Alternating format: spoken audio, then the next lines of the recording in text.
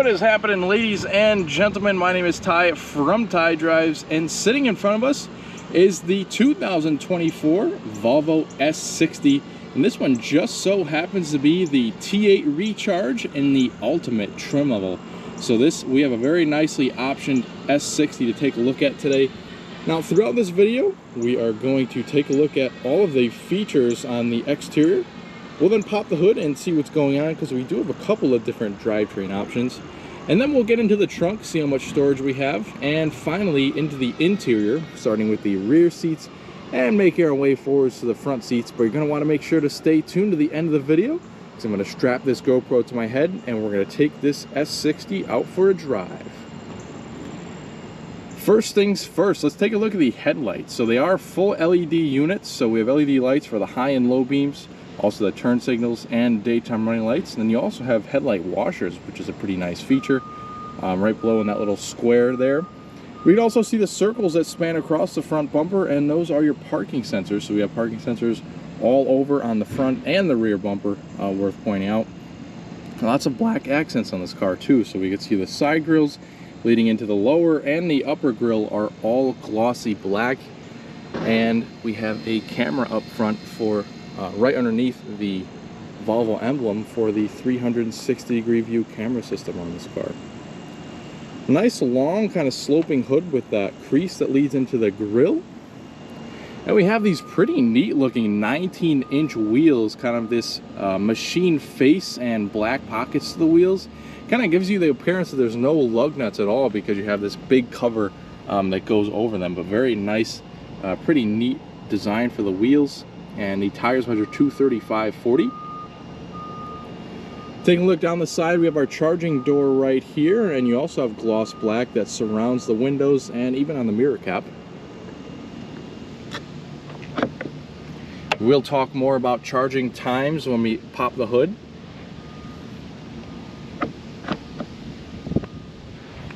On the mirrors, we have blind spot warning, as well as another camera to aid in that 360 camera system. We also have smart keys entry system. With the little pad right here, you can lock the doors and just put your hand behind the handle to unlock. And again, that goes for all 4 doors. Taking a look back here to match the front, we have full LED lighting, so the tail lights, turn signals, and even the brake lights are all LEDs. Again, we have all kinds of parking sensors on this vehicle too. Nice amount of black accenting down below and some hidden exhaust tips. We have the Volvo script written out. And just underneath, we have a little pad here to pop the trunk and the reversing camera.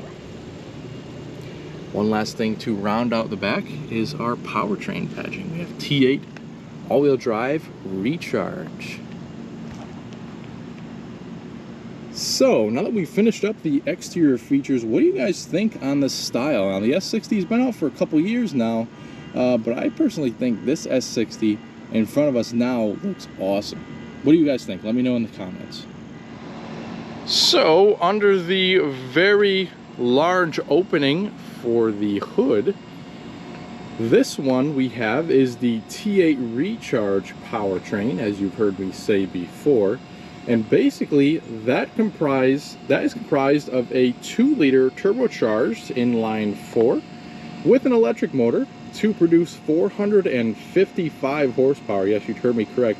455 horsepower and 523 pound-feet of torque.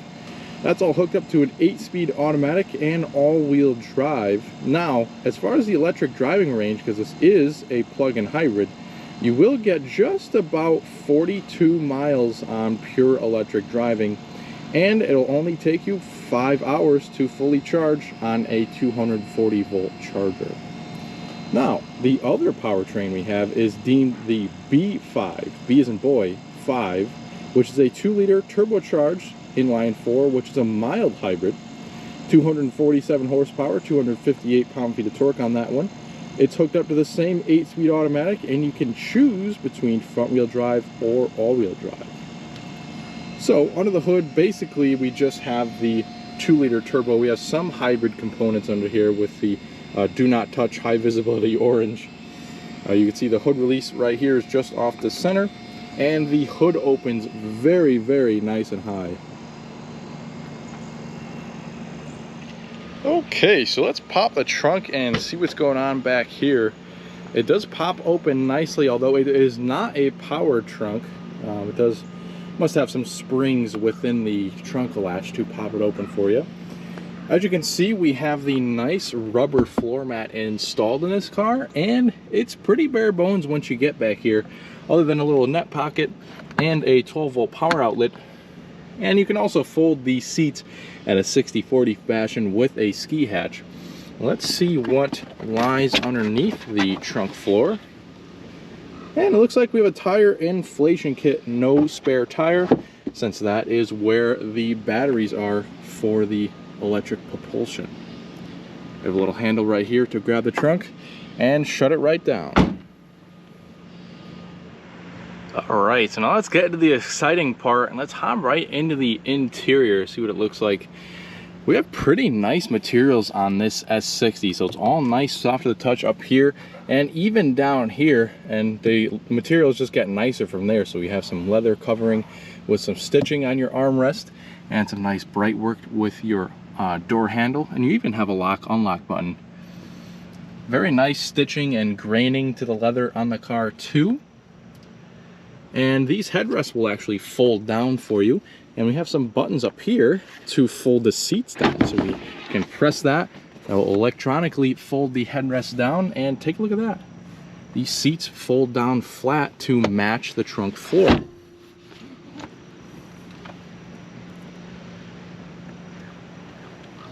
And we'll hop in quickly to see what kind of amenities are back here, and also see how much space there is. Now, I am 5'10", and take a look at that. Sitting behind myself, I have plenty of room back here. Pretty big drivetrain hump, so I don't think you're going to be able to sit a center passenger in here.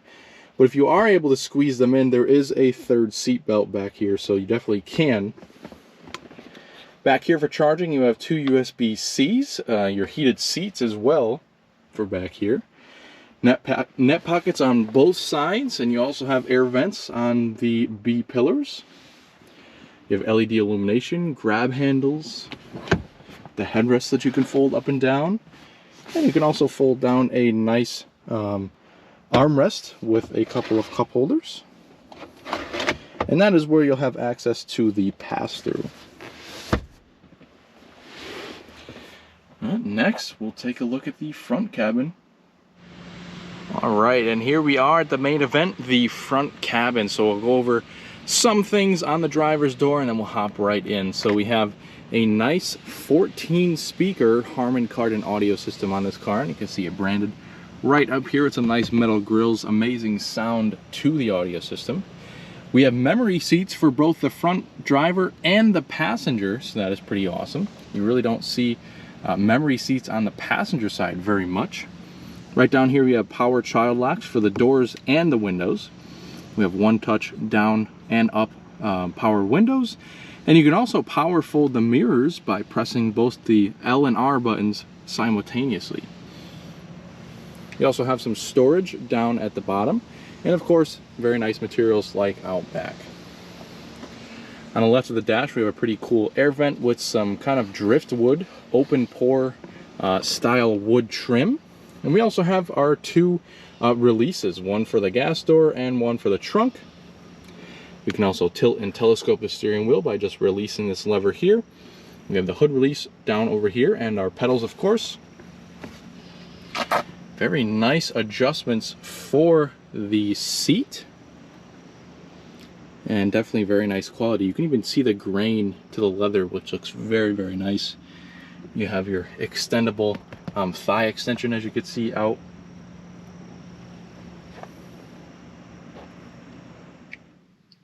Alright, so now that we're seated inside, here is the key. We have the nice traditional Volvo key with the symbol on the face, and we also have the buttons on the side. So we have lock, unlock, trunk release, and the panic alarm. We also have this little switch here to kind of take apart the key and get the actual physical key, if you will. But the way you start is like any other newer Volvo, you just twist it on. And depending on the needs of the car, you may hear the actual combustion engine start, or you may just not hear anything except for the climate controls there. But we're going to start off here on the front, where we have this beautiful two-tone steering wheel, kind of the blonde color with the black on the parts that you're actually going to touch. Just make sure you wash your hands before you get in this car, because the steering wheel might get a little bit dirty. But as far as buttons go, we have all of our adaptive cruise control settings over here, and then a bunch of different buttons over here that will kind of double for the audio and for the screen up there. So I'll show you here. Right behind the steering wheel, we have a couple of stalks, one for all of your lighting, your regular headlights, your automatic high beams, your front and rear fog lights. And then over here we have just our wipers. And up here is a very nice full digital display. Now, very appealing to the eye, but it's not so configurable. Now, there are a couple of different things that you can get, and I will show you right now. So you can kind of press this little page button up here, and that will bring up your Google Maps, which is very nice. I think I would leave that up while I'm driving all the time. Then you can also press the central button to get all of your trip informations and also reset them, get the odometer on the car, all that various things like that. But that is pretty much it. There is not a whole lot of configuration to that driver's information screen, but kind of as a default, it gives you a good amount of information. You have the lane keeping aid visual right there. You have the exterior temperature, kind of who's sitting in the car, who's got seat belts on, what your gear is, kind of your power versus recuperation bar there. And you also have two different ranges. Kind of the gas range is at the bottom with 180 miles, and as you can see, we don't have a whole lot of battery left with the plug-in hybrid system. We're at 0 miles currently, but hopefully while we're driving we can get that to charge up a little bit. And then obviously to the other side we have our speedometer. Up top we have a very nice heads-up display. As you can see right now, it's displaying the current speed and the speed on the road we're driving on, and that can change to show you navigation directions and whatnot. We have a nice big central speaker up here for the Harman Kardon audio system. I'm just going to lower down the HVAC a little bit, and we'll take a look at our Google-based screen. Very nice, very simple to use screen here. So we have the Google Maps right here, which we can activate like so,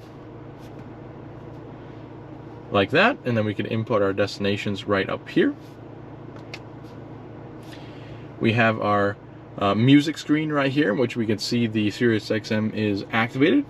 We also have our favorites and different categories that you could search with. We have the Apple CarPlay screen that stays there, and we also have the Google kind of voice activation right here, which is very easy to use.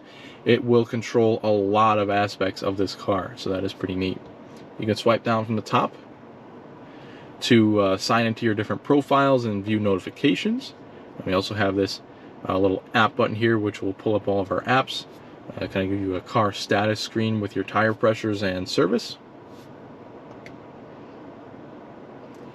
We also have an air quality screen right here. We can pull up the Google Maps, and you also have a driving journal, so to kind of track where you drive, and you can write things in. It's pretty neat. We have all of our radio settings here, the Apple CarPlay and phone settings, and we also have a digital owner's manual with the Google Play Store, so where you can download different apps to the vehicle. We can also pull up the vehicle's cameras, so we could see, we can toggle on and off the parking sensors and turn on and off the rear auto braking, which is a very nice spot to put that. And we also have our parking sensors visual right there. We can turn it to a 360 view by just tapping the button, and it becomes the full screen. But if you ever want to pull up just the side camera, you just tap on the side, and that will see your side. Same thing goes for the front, the other side, and the rear, so that is pretty neat. We also have some settings with the camera too, with the guidance lines and parking sensors volume. Right over here we have our buttons for the heated seats and heated steering wheel for the driver's side, and obviously for the passenger side. We also have our climate menu, so there really aren't any climate control buttons, physical buttons I guess you could say, except for the defrosters. next to the hazards button. It is all sort of routed throughout the screen here. So we have the AC settings, we have a dual function for the defrosters, automatic function, then kind of where the air blows is right over here, your fan speed in the middle, and kind of the temperatures in the center. There's also some settings you can go through as well, such as the sound settings for the radio, a couple of different driving modes, hybrid, power, pure, and then a constant all-wheel drive mode.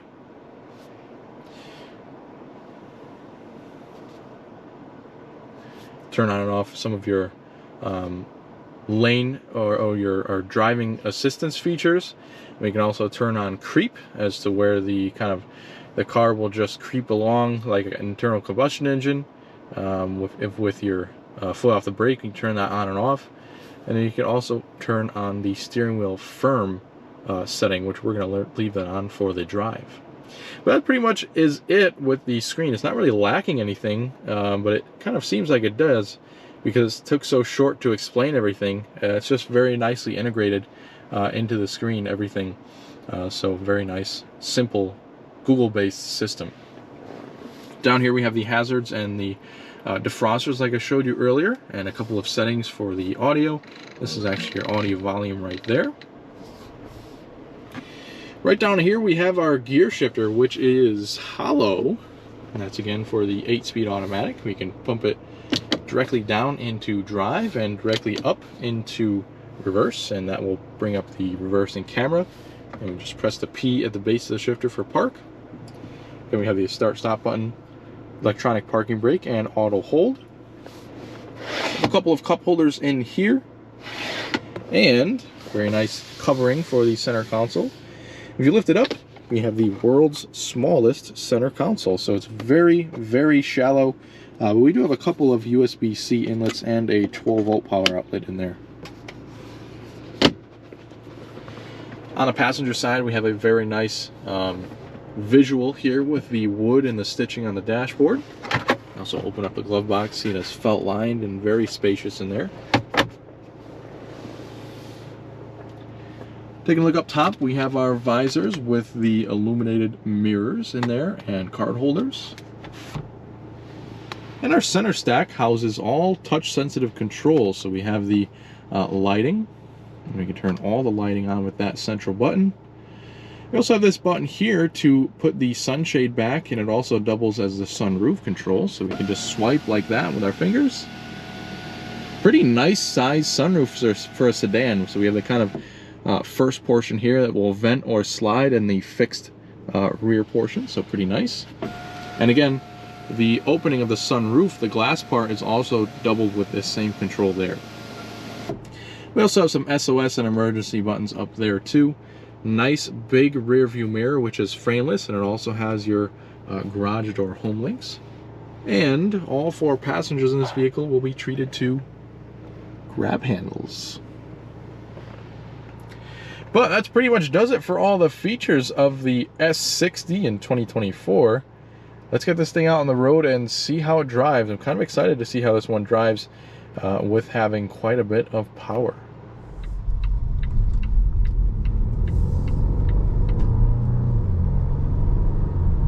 Alright, so here we are driving the 2024 Volvo S60 T8 Recharge. This should be a pretty exciting drive. A lot of power in this car. We're going to get a test on that power in just a minute here. We have a nice desolate road that is a slight hill, but I think we'll get a pretty good idea on the acceleration for the car. We're simply going to get it up to 25 miles an hour and just mash the throttle. After the acceleration test, I have a nice curvy road set up for us too, so we'll definitely get a suspension test, kind of see how it handles a little bit. We're obviously not going to push this car to its absolute limit because, for one, it's not ours, and for two, it's brand new, so definitely don't want to push this car before its first owner.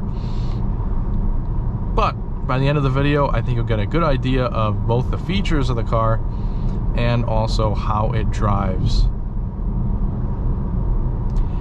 And the first impressions are it's pretty quiet, just a little bit of road noise up at just about 50 miles an hour, and pretty impressive so far.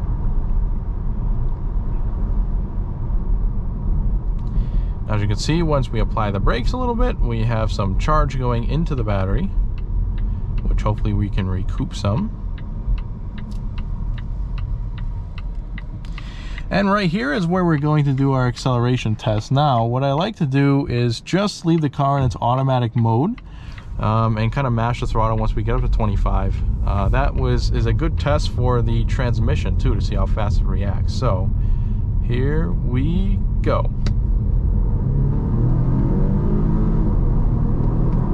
Wow, that is a pretty fast sprint to 60. Holy cow. I was, to be honest with you, not expecting that. That is pretty good, I will say. The electric boost definitely gives it that boost off the line. You instantly feel the electric power, and then you'll feel the combustion engine catch up just a split second afterwards. But the transmission did a pretty good job switching it up and got that turbo spooling, and away we went. That was unexpectedly fast, but with over 500 pound-feet of torque, you know, I guess we are working with a pretty quick car here.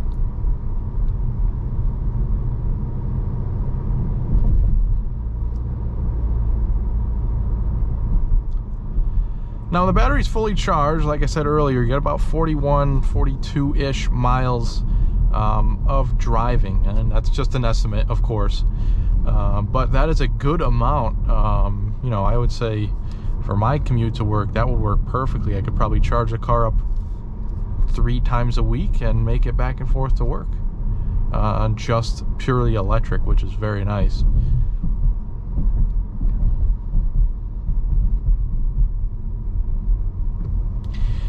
Now, from a driver's standpoint, obviously I'm a car guy and I kind of pay attention to how the car drives, how the brakes feel, things like that. Brake feel is a little bit artificial in this car, and I think it's just due to the regenerative braking. It feels a little bit spongy at times, but you know, that's just, it's a hybrid, it's a mild hybrid, so that's just expected with something like this. But that is really my only complaint so far. The steering feels nice on the firm setting.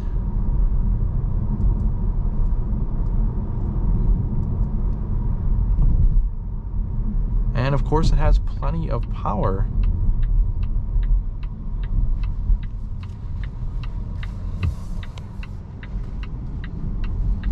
And we are pulling away. Well, we did pull away in electric mode. But the gas engine kicked on. Of course, it's not entirely too easy when you don't have a lot of battery left to to drive in pure electric. But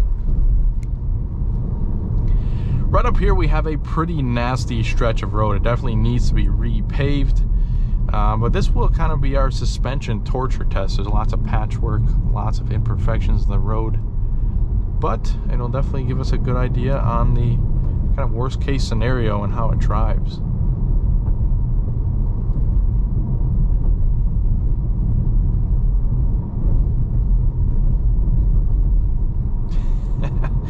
And the Volvo does a pretty good job of soaking up all the bumps. Now, we do have 19-inch wheels on this car, which does hinder ride quality a little bit, but it doesn't seem so on this car. Doesn't really seem to be affected by the larger wheels. No jarring, no weird undulations. It is just pretty comfy over all of these bumps. So very nice ride quality on the Volvo S60. Now the extra weight of the battery pack and back does definitely help out the ride quality. You know, extra weight always means a softer ride, so that definitely helps.